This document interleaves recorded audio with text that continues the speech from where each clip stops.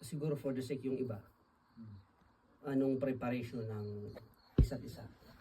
Kasi no, ma-view natin Habang humanitarian concern. Oo. Kasi ganito yan, no. Habang wala pa tayo talagang matatag na ika ngayon na itatayo, especially unahin yung sasabi yung after hectares o kumini. Ang importante dyan, yung pangkabuhayan yung mauna bago tayo humarap sa responsibility. Maggugo ako sa inyo pagka yung ika nga nakapul na kayo rito. Kasi kulang na kulang. Wala pa yung natin. Wala pa yung napakarami pa. Isabela, Cagayan, Nueva Vizcaya. Kaya kailangan mabuhayan. Ilocos Norte, Ilocos Sur, Bugao, Kalinga. Kailangan mabuo lahat yan. So may preparation pa kayo doon. Pero kayo na rin ang magkukunya lahat ng kakilala ninyo. Pagganahin nyo na yung kakilala ninyo. Organize na ninyo. Pasamantala doon, kayo mga nauna, ika ngayon pangkabuhay nyo, yan ang unahin nyo. Para pagharap nyo ng responsibility, ika nga, meron na kayong ibubuga. Meron silang inspirasyon na nakikita sa inyo. Okay, may makikita.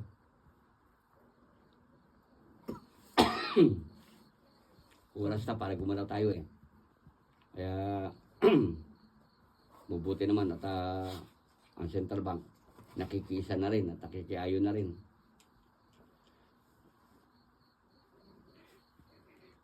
Sa concern, sa project proposal, parang na pag-ilap ko may na-mention si First Elmer na at least may tutulong sa proposal, paggawa. Training. Lalo-lalo yung mga livelihood. Oo, kaya nga doon sa seminar ninyo, yung pupuntahan ninyo, doon kayo bubuo. Pag-usapan nyo kayo lahat yan. Consultant at saka board of director, magsasama-sama yan.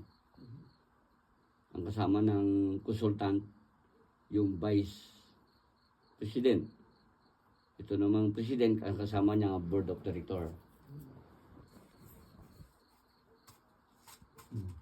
Mamimili kayo kung gusto nyo ng Laguna, kung gusto nyo ng Nueva Ecija, Cabanatuan. Training ground. Oo, andyan lang ko yan. Complete naman yan, kahit na may pera kayo, may allowance pa rin yan.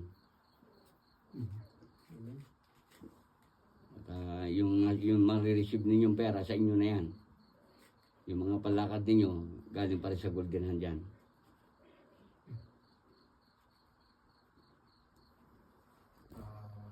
Ito lang. Nag-uusapan nga namin. Ayaw din namin na dumating yung point na magamit ang mga blessing na yan sa kasamaan. Oo. Bakit pinili ang mga pastoran? Bakit pinili natin ang may takot sa Panginoon? Kasi alam natin na magagamit ang pera sa kabutihan. At siyempre ayaw din natin na ito yung sinasabi ng Biblia na the wealth of the wicked shall be transferred to the righteous people. And tayo yung mga pinili na isa bilang kabahagi sa pamilya at magamit sa kabutihan. Pag-uusapan namin kung meron man, sana wala. Meron man dumating yung panahon na magamit sa kalokohan, pwedeng ibalik sa pinanggalingan lahat ng mga funds na nafi-freeze ang mga account. So, iwasan po natin magsiraan. Iwasan natin magpataasan, magmalakihan. Na ako, ito ang posisyon. Wala sa posisyon. Wala sa posisyon, pare-pare lang kayo ng income. Sama-sama. Tulong-tulong. Magkakaisa. Kung ano yung suggestion ng isa, pag-usapan, kung maganda, sige, larga. Kasi ayaw natin na darating yung parang politika na nagpapatayan dahil sa posisyon. Hindi po pwede yung gano'n. Magkakameron din kayo ng office. Kung di ba, tayo yung mga pangkabuhayan para sa mga bata. Magkakameron din kayo ng office. May mga staff din kayo doon. Lahat yun, minimum ang sweldo. Kung ano yung sweldo ng Metro Manila, ganyan din ang sweldo rito lahat. Mga staffs. Mag-i-start tayo ng 25,000 a month. Libre lahat. Yan ang regular na minimum. Empleyado yun. Hindi naman kayo empleyado, wala kang sahod. Ayun, hindi na kayo empleyado. Wala kayo sahod. Hindi na kayo sakop noon. Kung gusto mo maging empleyado, pres. Yung clarification lang po. Kung pwede yung clarification. Parang mas maganda yung 25,000 sa 5 million. Sarap pakinggan eh, no? Kasi mali yun eh. Oh, baka may gusto na mag-back out, wala tayong sweldo. Excuse po, balikan natin yung na-mention na 5M. Sabi niyo kanina, Yun.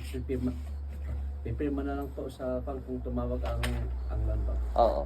Si Pastor Elmer ang makakakuha niyo yan. Eh, dahil mauuna sila eh. Parang hindi ba yung parang usapan noon ay mauna muna yung 1M bago yung Oo.